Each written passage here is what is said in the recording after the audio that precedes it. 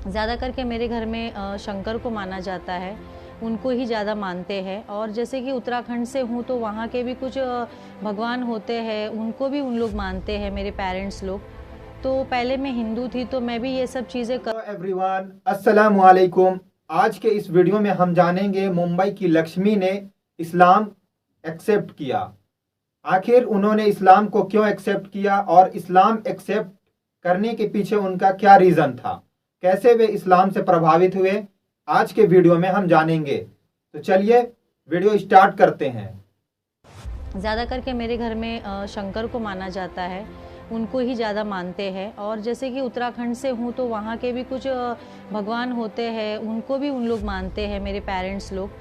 तो पहले मैं हिंदू थी तो मैं भी ये सब चीज़ें करती थी। एकदम स्ट्रिक्टली हो गया कि मुसलमानों से बात नहीं करना चाहिए, क्योंकि लोगों ने आज तक तो वही अफवाह फैलाई कि मुसलमान 4 शादी करते हैं, ये लोग अपनी बहनों से मतलब बहन बहन के जो रिलेशन होते हैं उसमें ये लोग शादी करते हैं, तो ये लोग मतलब अच्छे नहीं रहते। ये सब बुरी चीज़ें आज तक मुसलमानों के लिए है, आज भी आप लोग देखते रहेंगे कि वही सब बोला जाता है।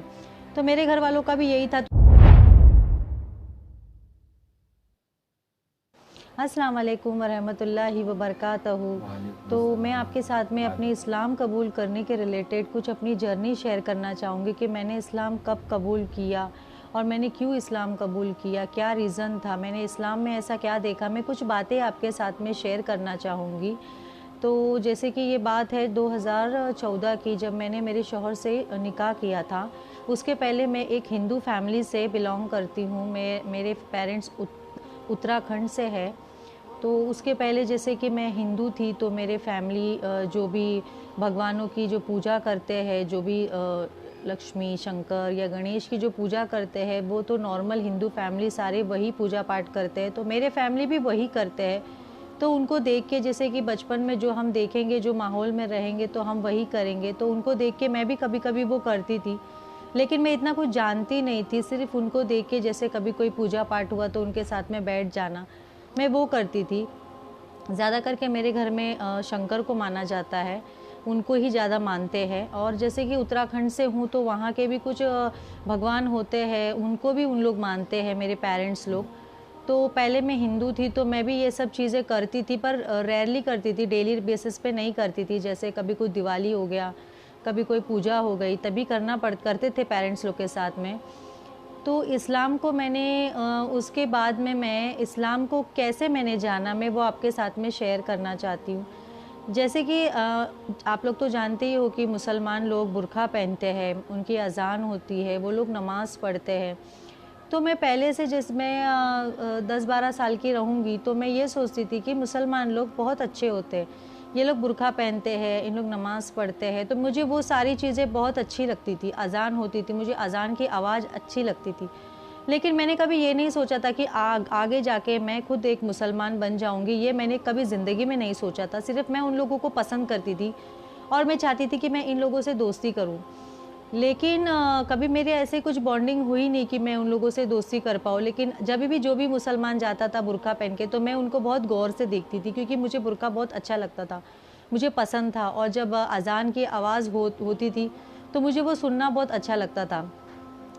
लेकिन मेरे जहन में कहीं से भी नहीं था कि मैं मुसलमान बनूँ या मैं एक मुसलमान इंसान से शादी करूँ। तो ऐसे करते करते सिर्फ़ अल्लाह को मेरी वो बात पसंद आई कि मैंने ये सारी चीज़ों को, इस्लाम रिलेटेड चीज़ों को मैंने पसंद किया। जैसे मुसलमानों के जो रमज़ान होते हैं, रोज़े होते हैं, लोग जो इतना मिलजुल के रहते हैं, मुझे वो सारी चीज़ें बहुत अच्छी लगती थी। तो एक दिन ऐसा ही होता है कि उनसे तो मेरी कोई दोस्ती होती नहीं थी, कोई ऐसे फ्रेंड्स भी नहीं थे, लेकिन मेरे दिल में ऐसा था कि मैं मुसलमान दोस्त बनाऊँ। तो मैं ये सोचती थी ये लोग शायद किसी से दोस्ती भी नहीं करते, एक नॉन मुस्लिम लोगों से ये लोग दोस्ती नहीं करते। तो मेरे क्लास में भी, मैं स्कूल में भी थी अगर, तो वहाँ पर भी कोई भी मुसलमान नहीं था। कोई दूसरे डिवीज़न में होगा, लेकिन जो मेरे डिवीज़न में कोई भी नहीं था। तो मैं यही सोचती थी कि अभी तो मेरी तो किसी से दोस्ती नहीं हो सकती है। तो ऊपर वाले का देखो करम, अगर हम जिस चीज़ को पसंद करते हैं, अगर हमारी नीयत अच्छी है, अल्लाह का करम हम पे होता है कि ये इंसान कुछ नहीं जान के भी ये इस्लाम को इतना पसंद करे। तो सडनली एक बार ऐसा होता है कि मैं 9th डिवीज़न में थी, मैं नर्सरी टू 9th वही डिवीज़न में थी, लेकिन 9th में आने के बाद में मेरा डिवीज़न अचानक से चेंज होता है। तो मैं बहुत उदास हो जाती हूँ कि जब जो बचपन से अगर एक ही डिवीज़न में पढ़ेगा तो 1 साल के लिए 9th के बाद 10th होता है, 10th के बाद तो मुझे स्कूल से निकलना ही है। तो मैं बहुत अपसेट हो गई कि मैं 9th में आके मेरा डिवीज़न चेंज हो गया, तो ये भी अल्लाह का कुछ करिश्मा था, अल्लाह को कुछ करना था। कभी-कभी हम सोचते हैं ना कि हमारे साथ में इतने साल के बाद में इतने कम लम्हा के लिए इतना ऐसा क्यों हुआ करके, लेकिन ये ऊपर वाले की मर्ज़ी रहती है। तो मेरा डिवीज़न चेंज हो गया और जो डिवीज़न में मैं गई उस क्लास में सिर्फ एक ही मुसलमान था, एक मुसलमान था उस क्लास में। तो वो डिवीज़न में मैं जाने के बाद तो वही एक मतलब वो जो था उस मतलब वो मेरा क्लासमेट था। मैं उससे भी कभी बातचीत किया नहीं क्योंकि मेरा डिवीज़न नया था, तो मेरे को इतना मतलब नहीं हुआ कि मैं कभी बात करूं। धीरे-धीरे करके फिर मैंने अभी मुझे बात पढ़ना है सबके साथ में, तो मैंने फिर बात करना चालू किया। तो वो मेरे हस्बैंड के भाई है, खाला के लड़के हैं। बात करना चालू किया तो फिर बातें करते-करते ऐसे ही फ्रेंड सर्कल बन गया। तो स्कूल छूटने के बाद हम लोग ऐसे सब लोग साथ में आते थे। तो मेरे हस्बैंड आते अपने भाई को लेने के लिए, कहीं जाना था उनको। तो वो मुझसे बात करते हुए देखते हैं, तो ये बोलते हैं कि ये तेरे क्लास में पढ़ती है? तो वो बोले हाँ, ये मेरे क्लास में पढ़ती है। तो बोले मैं ना इसको लाइक करता हूँ, तू बोल। तो ऐसे करके फिर ऊपर वाले का करिश्मा देखो कि अचानक से मेरे ज़िंदगी में ऊपर वाले ने वही इंसान भेजा जो कौम को मैं पसंद करती हूँ। और मेरे जहन में कहीं से भी नहीं था कि मैं एक मुसलमान से मतलब ऐसे मिलेंगे, बातें होंगी करके। तो फिर बाद में उसके बाद में हम लोग की बातचीत चालू हो गई।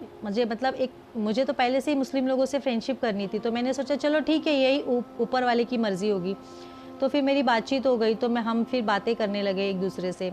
तो बातें करते ऐसे करके काफ़ी टाइम चला गया। तो फिर मेरा 10th तो हो गया, फिर मुझे ग्रेजुएशन करना था। मैं बोली मैं अपनी पढ़ाई कंप्लीट करना चाहती हूँ।